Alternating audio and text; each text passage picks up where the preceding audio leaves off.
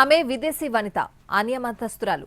అయితేనేమి తన కొడుకు స్వస్థత పొందడంతో తిరుమల చేరుకుని శ్రీవారిని దర్శించుకుని మొక్కులు చెల్లించుకున్నారు. శ్రీవారి ఆలయంలో డిక్లరేషన్ దగ్గర నుంచి స్వామివారి దర్శనం వరకు పూర్తిగా ఆలయ సంప్రదాయాల ప్రకారం నడుచుకున్న ఆ మహిళ తీరును శ్రీవారి భక్తులు మెచ్చుకుంటున్నారు. ఇంతకు ఎవరామె? Anna Lezhneva, deputy CM Pawan Kalyan సతీమణి, రష్యా దేశస్థురాలు, క్రిస్టియన్. సింగపూర్ పాఠశాలలో జరిగిన అగ్ని ప్రమాదంలో తన కుమారుడు మార్క్ శంకర్ గాయపడడంతో ఖిన్నురాలైంది. తన కుమారుడు సురక్షితంగా బయటపడాలని ఆపద ముక్కుల వాడిని వేడుకుంది. ప్రమాదం నుంచి కుమారుడు సురక్షితంగా బయటపడడంతో స్వామివారిని దర్శించుకుని మొక్కులు చెల్లించుకోవాలనుకున్నారు. సోమవారం రాత్రి సింగపూర్ నుంచి హైదరాబాద్కి కుమారుడు మార్క్ శంకర్తో కలిసి పవన్ కళ్యాణ్, అన్నా లెజినోవా చేరుకున్నారు.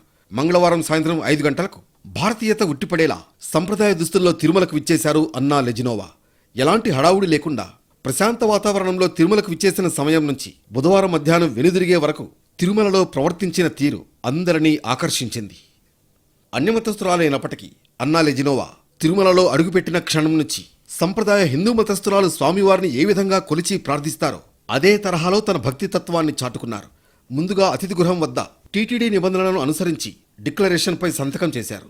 అటు తర్వాత తిరుమల క్షేత్ర సంప్రదాయం మేరకు ముందుగా వరాహస్వామివారిని దర్శించుకున్నారు.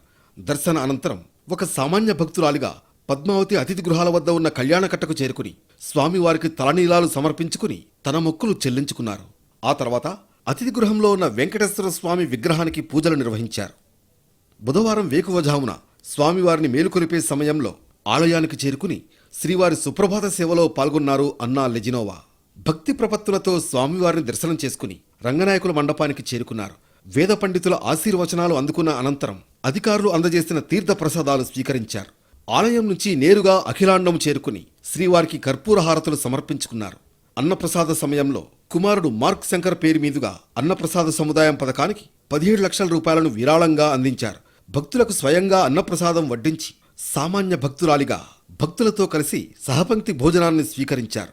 తిరుమలలో అన్నా లెజినోవా ప్రవర్తించిన తీరుపై శ్రీవారి భక్తుల నుంచి ప్రశంసలు